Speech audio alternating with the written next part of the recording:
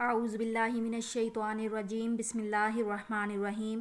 السلام علیکم عزیز طلباء و طالبات، امید ہے کہ آپ سب اللہ تعالیٰ کے فضل و کرم سے خیر و عافیت سے ہوں گے۔ آج ہم اسلامیات کے باب اول کے جز دال حدیث نبوی صلی اللہ علیہ وآلہ وسلم کا مطالعہ کریں گے، جو صفحہ نمبر 8 پہ ہے۔ حاصلات تعلم، اس سبق کی تکمیل پر آپ اس قابل ہو جائیں گے کہ 6 مختصر صحیح احادیث سمجھ سکیں، صحیح جسے امام بخاری اور امام مسلم نے روایت کیا ہو۔ ان احادیث کو سمجھ کر روزمرہ زندگی میں ان کی تعلیمات پر عمل کر سکیں۔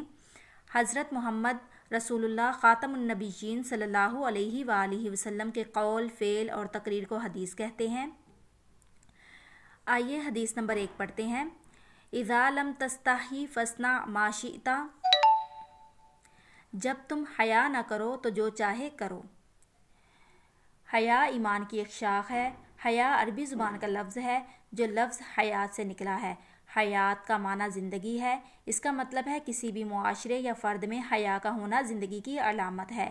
حیا کا لفظ بہت وسیع ہے، جس کے مطالب میں عاجزی، خودداری، شرمیلے پن، عزت وغیرہ لیا جا سکتا ہے۔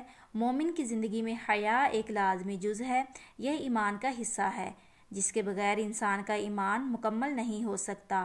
آپ صلی اللہ علیہ وآلہ وسلم نے فرمایا، ایمان کی 70 سے اوپر شاخیں ہیں، جس میں سے ایک حیا ہے۔ حیا اور ایمان ساتھ ساتھ ہیں۔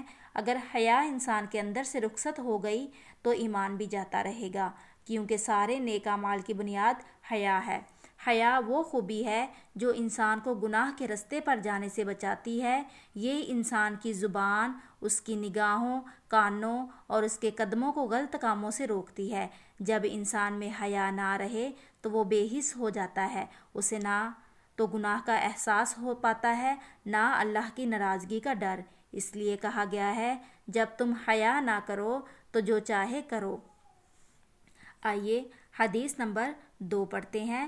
لا یؤمن احدکم حتی یحب لأخیہ ما یحب لنفسہ، ترجمہ، تم میں سے کوئی شخص اس وقت تک کامل مومن نہیں بن سکتا، کامل مکمل، جب تک اپنے بھائی کے لیے وہی پسند نہ کرے جو اپنے لیے کرتا ہے۔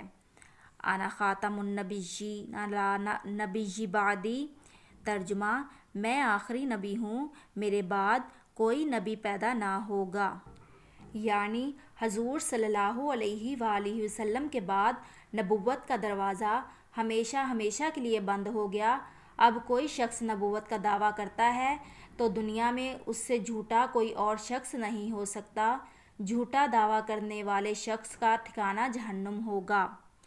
یاد رکھیں، جو حدیث صحیح بخاری اور صحیح مسلم دونوں میں موجود ہو اسے متفق علیہ کہتے ہیں۔